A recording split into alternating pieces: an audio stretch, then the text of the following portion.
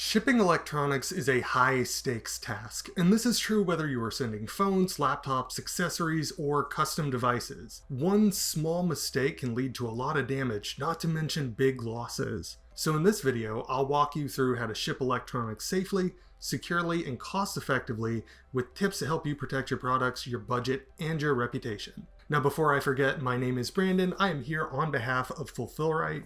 We are a 3PL that has helped thousands of e-commerce brands, startups, and crowdfunding creators to ship smarter. You can find more information about us down there in the description. Now let's get into it. Start with the right packaging. Electronics are sensitive, they're fragile, and a lot of them are very expensive as well. And that means that you need packaging that's going to cushion it against drops, absorb shocks, and that will generally protect it from moisture or static electricity as well. So here's what you're going to need.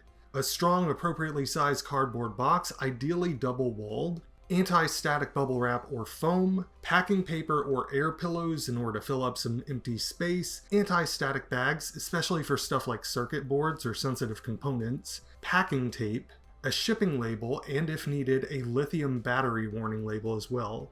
Okay, so step one is that you wrap the item. You start by wrapping the device in an anti-static bag if you need one. Then you use anti-static bubble wrap or foam in order to wrap the item completely, taping it closed to secure it in the package. This is going to absorb impact and prevent electrostatic discharge because both of those can happen in the mail. Step two is protect your box.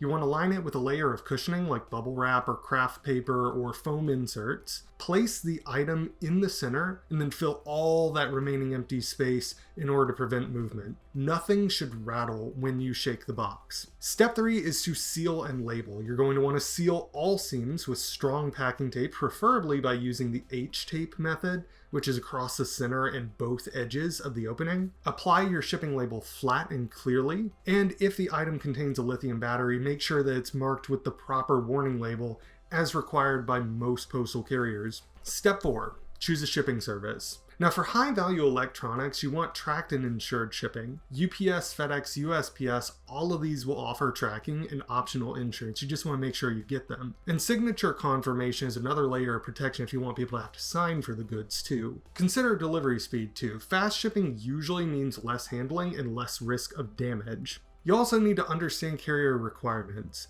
A lot of carriers have specific rules for shipping electronics. Again, I can't say this enough with lithium-ion batteries. So some items must ship by ground because of battery restrictions. International shipments may need a little bit of extra paperwork or certifications in order to ship. Declared values and HS codes have to be right if you're shipping internationally for customs. And if you're shipping frequently or at volume, you'll want a fulfillment partner like Fulfillrite that can help you get through these requirements without unnecessary delays as well. Avoid these common mistakes. One is using the wrong box size. If it's too big, the item's going to shift around. If it's too small, there's no room for padding. And either way, the risk of damage is going to go way up. 2 is skipping the anti-static materials. Now, it might seem unnecessary, but static discharge can fry electronics, especially when you're talking about long transits or dry conditions. 3 is not insuring high-value items. Electronics are targeted for theft and they tend to be damage prone,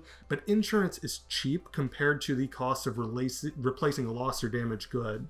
4th mistake is ignoring battery rules. If you don't disclose that you have lithium batteries in the shipment, it might get delayed, returned, or destroyed. Now that brings me to how to ship electronics at scale. Now if you only have to ship 1 or 2 items in a day, that's not so bad. You can usually handle that yourself. But if you're fulfilling orders for a crowdfunding campaign, which means hundreds or thousands, or you sell through an online store and you've got a bunch of orders on a regular basis, you'll probably want some help. And that's where a fulfillment center can come in. They can store your inventory, pack it securely using the right materials, handle labeling and carrier compliance, and ship out all of those orders as soon as they come in. And this has the benefit of helping you avoid the late nights, packing mistakes, all the customer service stuff that comes along with that. You don't have to do it on your own, is what I'm saying. Shipping electronics does not have to be risky, but it does require you to take some extra care. So you're going to need to use the right materials, follow the carrier guidelines closely, and generally plan ahead. And when you're ready to scale, don't be afraid to reach out to a trusted fulfillment partner. If you want to learn more about how Fulfillrite helps businesses ship electronics safely and affordably, you can find that out on fulfillrite.com, or there's a link down there in the description. Now, if you like this video, you might also enjoy What is a 3PL?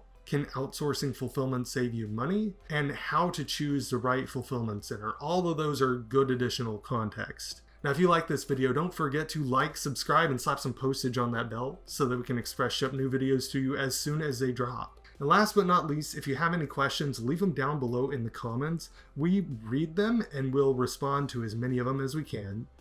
Thanks for watching.